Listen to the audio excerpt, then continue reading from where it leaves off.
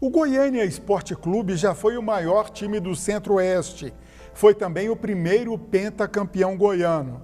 Era chamado de time Chapa Branca, devido às suas ligações com o interventor Pedro Ludovico Teixeira. Hoje é um time praticamente sem torcida. O seu último título está perto de fazer 50 anos. Na última década, esteve poucas vezes na primeira divisão do Campeonato Goiano. A história do Galo Carijó é contada na dissertação do historiador Djalma Oliveira de Souza, o convidado desta edição do TBC Memória.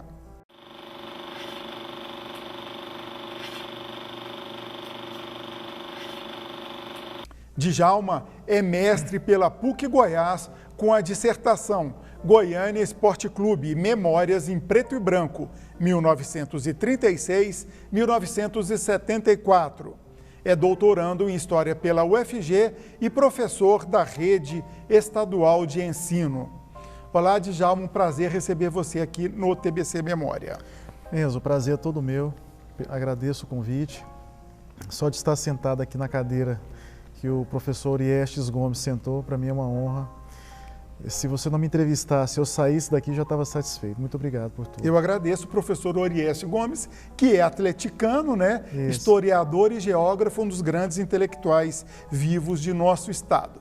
Mas vamos falar de bola. A sua dissertação, que virou este livro aqui, Memórias em Preto e Branco, conta a saga, a história do Goiânia Esporte Clube, desde antes da sua fundação, né? Desde 1936. Por quê?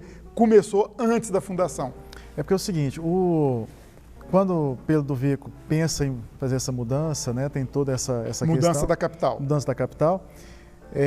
O futebol é algo apaixonante, independente do período, né, Enzo? Você pensa, os índios jogavam futebol. Na pesquisa até mostra aí essas questões. Os chineses jogavam. Então o Pedro Ludovico falou assim, eu tenho que trazer algo que vai chamar. E uma das questões é o esporte e o futebol. O esporte e futebol exclusivamente. Então em 1936, não tinha o Goiânia ainda, não tinha o Atlético ainda. Eles formaram dois times, um pouco do pessoal de Goiânia, um pouco do pessoal lá de Campinas, e fizeram esse jogo. Aí nesse jogo, que a turma de Goiânia vence por 2-1, nós temos aí Joaquim da Veiga jogando bola, nós temos o prefeito apitando o jogo, Venerando de Freitas, tem a família Gordo, tem a família Câmara. Então tem algumas pessoas ali que são influentes e que vai lá na frente desmembrar um ali o outro.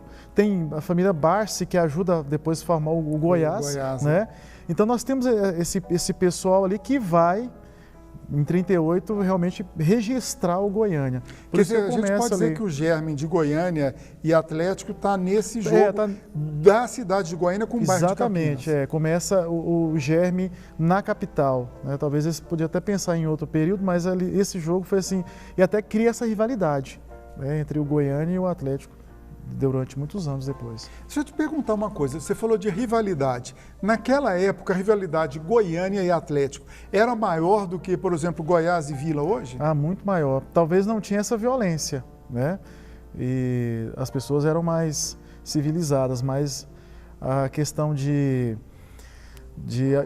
pessoas, de torcedores, você ficar falando assim, nós temos mais torcida, nós temos mais títulos, nós somos os maiores, contratamos os melhores jogadores, nós trazemos os melhores times, e é uma rivalidade muito grande. Se você pega os jornais, Folha de Goiás, desse período de 40 para 60, só dá Goiânia e Atlético, e as chamadas eram sensacionais, né? É como se fosse hoje Goiás e Vila, coisa parecida. E Pedro Ludovico, ele era torcedor do Goiânia, ele usava a sua influência como interventor federal para favorecer o Goiânia, isso é verdade? Um dos motivos da minha pesquisa foi esse, eu descobri o que era esse negócio de chapa branca, né? E aí tem a questão do Pedro Ludovico, que é bem falada, de boca assim, Pedro Ludovico ajudava. Mas eu saio da minha dissertação com a ideia de que não. Ele tinha as pessoas influentes que trabalhavam no governo, mas ele mesmo diretamente falou assim, eu vou ajudar o Goiânia, vou fazer um estádio para o Goiânia, pega essa verba aqui e manda para o Goiânia, não. O Pedro Vick era um político muito correto, até onde a gente entende, viu sobre ele. Então, eu não vi por Mas isso. ele torcia para o Goiânia? Pois é, algumas pessoas me falaram que ele torcia para o Goiânia, mas no livro do Goiás, o professor Leal fala que ele era Goiás, né? Eu da boca dele não fala isso. Eu torço para o Goiânia, né? Não tem igual a mulher do Pedro Vick, Dona Gersina. Ela é a mãe dos pobres, é considerada a mãe dos pobres, e ela é abraçada pelos torcedores do Vila Nova. Né? Pela origem proletária do Vila Nova. Então fica mais. Essa coisa, né? De não sei dizer.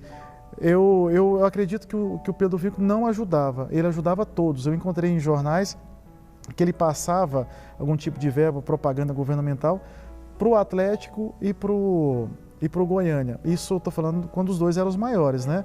Mas depois passava também para o Goiás, para o Vila Nova. Então, não é essa coisa exclusiva do Goiânia, não. Agora, outra coisa. No começo teve um período que o Goiânia se chamava Corinthians Goiano, Corinthians de Goiânia.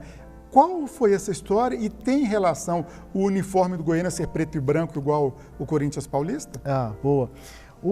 A questão de ter virado Corinthians foi porque é o seguinte, vieram o pessoal de São Paulo para trabalhar aqui, né? E o Corinthians já era famoso, já era um time grande, desde 1910, se não me engano.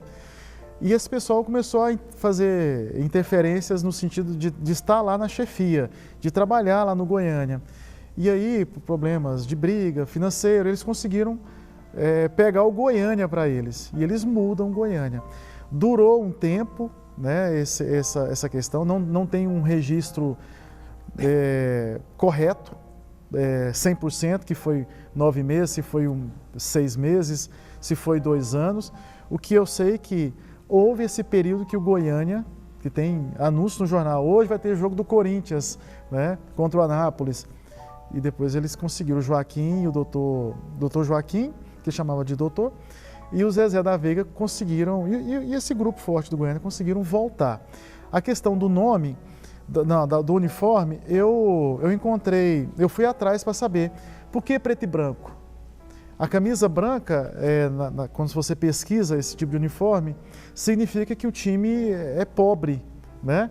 Por que é pobre? Porque não pode comprar camiseta cara igual o Fluminense, né? Uhum. O Fluminense, o uniforme era chique. Chamado pó de arroz, né? Pó de arroz, isso. E era um time para os brancos, né? O time do Fluminense, né? Agora o Goiânia não. Eu até via também essa questão, o Goiânia era um time da elite? Não era, o time de todo mundo. É claro que a diretoria e o futebol em si, ele né, tem essas divisões, mas não tinha essa questão. Onde eu descobri da cor? Tinha um homem chamado Benedito Zupelli, que é da família Zupelli, muito conhecido aqui em Goiás, em Goiânia, que ele é muito amigo do Zezé da Veiga. E ele sugeriu colocar as cores do Goiânia, está escrito nesse documento, manuscrito pelo Zezé, falando assim, as cores do meu Goiânia foi escolhidas pelo meu amigo Zupelli, preto e branco. Então é por conta disso. Já falaram que era por causa do Santos e não é, né? Foi uma escolha dele. E você fala, ele torcia por algum time de lá? Não torcia nem para o Santos, ele era torcedor do São Paulo, de Ribeirão Preto. Até porque o Santos, na época, não tinha nome, não tinha tradição nenhuma. Exatamente. Né? Agora, fazendo comparação ainda, Atlético Mineiro, preto e branco, tal qual Goiânia, e Galo Mineiro. E o nosso Galo aqui, quem veio primeiro? Sem que fazer trocadilho aí. Onde eu encontrei essas pesquisas aí, onde fala sobre essa questão, porque, quando eu comecei a minha pesquisa, eu fui numa palestra e a pessoa me perguntou, por que o mascote do Galo é o galo? Né? E eu falei, eu não sei, não tinha nada até então, porque os outros mais ou menos já sabia, né? Periquito, dragão, e do Vila o tigre, né? Eu já sabia mais ou menos. Aí eu tenho que descobrir isso. Aí algumas pessoas falavam, na boca ali no usual ali, é por causa do Atlético Mineiro, por causa do Atlético Mineiro. Mas não foi o Atlético Mineiro, porque eu descobri que o Atlético Mineiro começa a usar o galo na década de 40. E o nosso galo também, muito próximo, questão de meses que eu vi a data mais próxima entre os dois. E aí eu venho com o Zezé da Veiga, que é um dos fundadores do Goiânia, um dos grandes ícones do Goiânia. Quando você fala Goiânia, você pensa Joaquim da Veiga e Zezé da Veiga, né? Você pensa Goiás, você pensa Ailê Pinheiro, né? Atlético, o nome do estádio lá? Antônio Ascioli. Antônio Ascioli. Você pensa esses homens, Goiânia. E ele criava galo. Ele gostava desse negócio de rinha, né? Então, por esse amor dele, esse carinho por esse esporte também, né? Na época, acho que não era tão proibido igual agora. Ele não era tão proibido, não. Agora é proibido, né? Sim. E na época não tinha tantas restrições, eu acredito. Ele criava e fazia essas rinhas, mas era a criação mesmo, tinha amor pelo animal. E aí ele colocou. Tanto que o estádio olímpico, onde ficava o pessoal do Goiânia, era chamado de galinheiro. Aí era galinheiro por quê? Por causa dos torcedores do Galo, né? Não é que eles levavam galinha para lá. Tem até um presidente do Goiânia, quando ele foi campeão, ele levou galos para lá e ficou lá jogando galo nas pessoas. Encontrei torcedores agora nessa pesquisa que criam galos por conta do nosso galo. É por conta dessa questão mesmo, Zezé da Veiga. Perfeito. Vamos para o intervalo, daqui a pouquinho a gente volta falando da sua pesquisa em si. TBC Memória, ajudando a preservar a história de Goiás.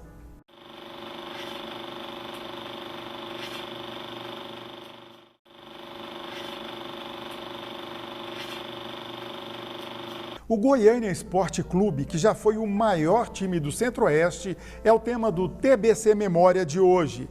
O nosso convidado é o historiador Djalma Oliveira de Souza, autor de uma dissertação sobre o Galo.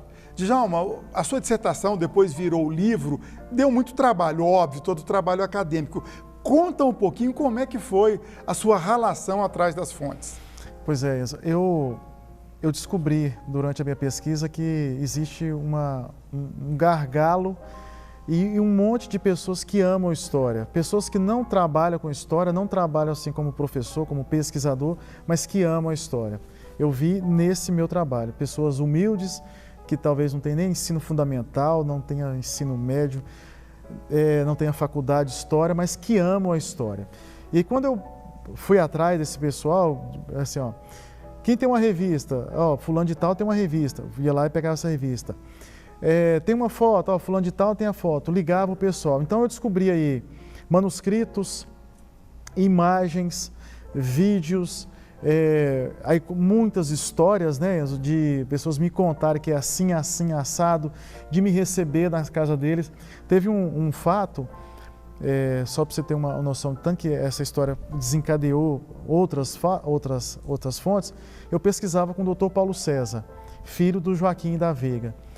E ele, muito feliz pela minha pesquisa, né? E ele trazia material, e ele conversando com uma paciente, e a paciente falou, o meu marido jogou, que é o Lili, jogou no Goiânia, e eu vou trazer esse material para ele. Aí ele me ligou e falou assim, estou aqui com 2 álbuns de fotografia, coisa mais linda, fotografei tudo, eu não conversei com ela.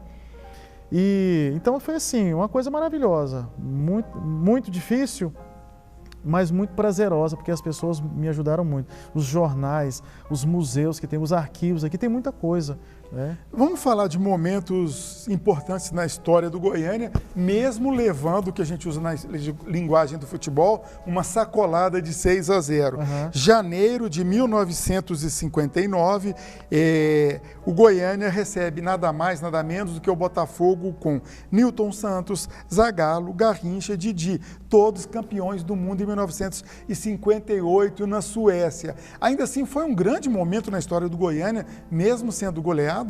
Foi um grande momento e isso mostra a força do Goiânia, né? E mostra o porquê dessa pesquisa, que poucas pessoas sabem disso. Poucas pessoas sabem que Pelé veio aqui, Garrincha veio aqui, Zagallo jogou aqui. Vamos por etapa, esse jogo contra o Botafogo. Depois eu quero saber do Sua Majestade Edson Arantes do Nascimento. Tá, do Garrincha, eu conversei com 2 pessoas. Uma que jogou, o desembargador, Homero Sabino, que era o apelido de Didil. Depois disso ele entrou no judiciário? Depois... Isso, na época ele era esportista. Ele me falou que era um atleta, né? Eu conversei com duas pessoas, com o Homero Sabino, jogador, e o torcedor, Bob, Paulo Roberto. O Homero Sabino me conta que era impossível marcar o Garrincha.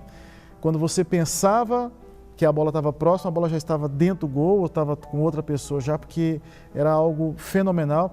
Tem relatos de outro jogador que pediu para sair, se não me engano era o Herman, estava jogando e falou assim, não, acabou o primeiro tempo, falou, não consigo jogar. Usando o jargão do futebol, amarelou. Não sei, né? Talvez algum familiar pode ouvir isso e achar ruim, né?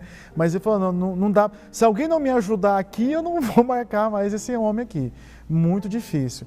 E aí eu vejo também relato do torcedor Bob, torcedor do Goiânia, que fala que foi um espetáculo, né? Das pessoas sentarem no Estádio Olímpico, ali não tinha todas as arquibancadas que tem hoje, das pessoas sentarem assim a 30 centímetros da linha, o bandeirinha corria ali, tropeçando nas pessoas, né? E vendo aquela maravilha de jogo, mesmo perdendo, as pessoas comemoravam os gols do Botafogo mesmo, a maioria sendo o torcedor do Goiás. E o Pelé aqui em Goiânia, como é que foi essa história? O Pelé veio duas vezes, nas duas vezes ele foi derrotado, o Goiânia foi derrotado. Mas não importa, o importante é que o Pelé esteve aqui, né?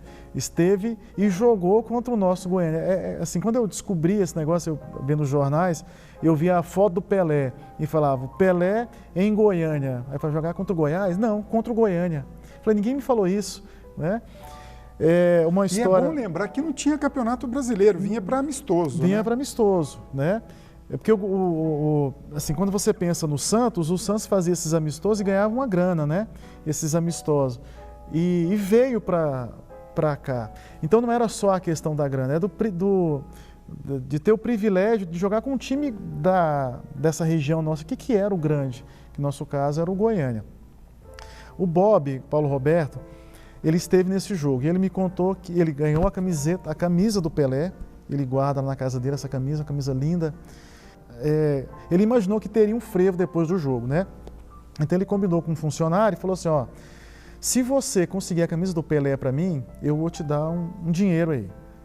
E aí falou, tá bom, vou ver se eu consigo. E esse rapaz tinha acesso ao campo, não me lembro exatamente do trabalho dele lá.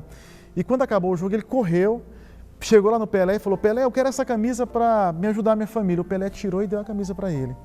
E saiu correndo com essa camisa, enrolou lá e saiu correndo. E foi entregar para ele lá em cima na torcida. E ele ficou olhando. Diz que o governador estava lá na época, não me lembro que governador que era, mas estava lá esperando. As autoridades estavam ali esperando o Pelé vir para falar assim, me dá a camisa para mim, né? O Pelé já chega lá sem camisa.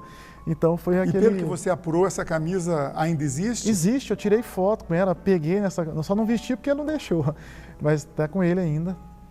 Agora, o Goiânia, nesses tempos, ele, como a gente já falou, era um time forte, mesmo que o Pedro Ludovico não interferisse, não deixava de ser forte. Tem uma história aí de que ele ganhou um título do Goiás, quando o Goiás não era a força que é hoje, num tapetão, 10 anos depois, quando o Goiás nem tinha título. Isso. Quando o Pedro Ludovico, acho que fica fora dessa história, no sentido direto. Talvez indiretamente, né? Você fala, eu sou amigo do Pedro, aí o povo já fica com medo, né? Mas não usar o nome de Deus em vão. Né? Isso, O que eu percebi é que houve mesmo essa questão de o Goiânia, o jogo já havia acabado, o juiz deu prorrogação e ficou assim, o jogador que não podia ser escalado foi escalado. E você vê, passa 10 anos e esse negócio vai correndo.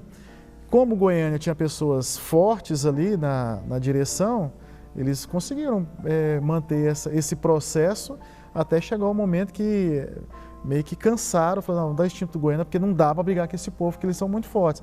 Eu tenho uma notícia no jornal do Joaquim da Veiga, que era um dos homens fortes do Goiânia, que ele fala que se não ganha esse título, acabava o Goiás, acabava a Goiânia. E realmente ele conseguiu. Eu entendi que foi no tapetão pelos tempos que o juiz dava, essa questão dos jogadores, escalava um que não podia, as justificativas do Goiânia para voltar esse jogo, ficou muito esquisito. E o campeonato era meio confuso, sabe, Enzo? Assim, não deixava claro se teria 3 jogos ou 2 jogos, ficava aquela coisa subliminar. E o Goiânia entrou nessa questão, né? o galo foi mais forte do que o periquito na briga. Né? Agora, o profissionalismo no futebol goiano veio no começo dos anos 60 com o tricampeonato do Vila Nova. Isso. Depois do profissionalismo, o Goiânia ganhou apenas 2 títulos, 68 e 74, quando termina a sua pesquisa. O profissionalismo foi maléfico para o Goiânia ou é coincidência apenas o Goiânia deixar de ser forte alguns anos depois do advento do profissionalismo? Eu vejo duas coisas aí, porque o Goiás começa a ser forte, começa a ter pessoas influentes também, tem a questão do governo, que aí o Pedro Vico já não é mais, tem aquela influência, aquele povo que tinha dinheiro, que trabalhava, pode ter saído, né? Nós estamos falando aí já quase de uma ditadura, né? Seria uma ilação dizer que veio 64, o golpe de Estado, adversários de Pedro do Vico, enfraquecimento dele? A gente pode entrar numa pesquisa e verificar essas questões, mas eu sinto isso, né? Porque os nossos governadores, os prefeitos eram escolhidos por eles. Pedro do Vico nem podia nem pisar o pé aqui, né? E aí tem uma questão também que eu levanto, tem essa questão política, tem uma questão que eu vejo que na época do amadorismo, essas pessoas influentes do Goiânia, eles tinham condições de bancar, na medida do possível, esses jogadores. Quando entra o profissionalismo, mais dinheiro, né? E esses caras não vão bancar horrores de dinheiro para pagar para jogadores. E eles quiseram continuar com isso. Mas aí não dá, futebol não dá para ser amador assim, né? É muito dinheiro. Então aí eu creio que foi essas questões. A sua pesquisa terminou em 74, justamente o último título do Goiânia. Isso. Coincidência isso? Eu pensei em 36, quando eu comecei eu vi que era ali o germe mesmo. Em 74 foi o grande momento do Goiânia. Tem relação ao tempo meu, de entrega do trabalho na época, né, da dissertação, e tem essa relação do momento ícone, que é o último título. Se o Goiânia tivesse ganhado 76 ou 80, certamente eu teria ido até esse período. Teria esticado um pouco mais. Eu teria esticado mais. Jalma, para encerrar, primeiro uma pergunta e uma resposta rapidinha. Você é torcedor do Goiânia? Não torço para o Goiânia. Não torce para ninguém em Goiás? Não torço assim, de coração, não. Eu gosto dos times de Goiânia, mas não torço. Tá, fala agora, você além do seu trabalho, a gente já falou do livro, que virou livro, você é escritor também, você tem outras obras publicadas? Eu publiquei um livro, né, de contos, no mesmo ano que esse livro, 2020, chamado Os Ossos do Meu Pai. É um livro independente e as ideias foram surgindo durante a pandemia. Eu já escrevia há muito tempo, mas nada de ter coragem de publicar. Consegui fazer um compilado e os meus amigos corrigiram, ficou legal. E eu consegui publicar esse livro. Tem uma outra obra também, que essa para mim é do meu coração, que foram os meus alunos que publicaram poesias, né? Eu e a professora Débora, nós juntamos essas poesias e o ano passado nós publicamos um livro deles, contando as suas angústias. E esse ano vai ter outro também. Perfeitamente. Agradeço muito a sua participação. Parabéns pela pesquisa. Eu que agradeço e até a próxima. TBC Memória, ajudando a preservar a história de Goiás.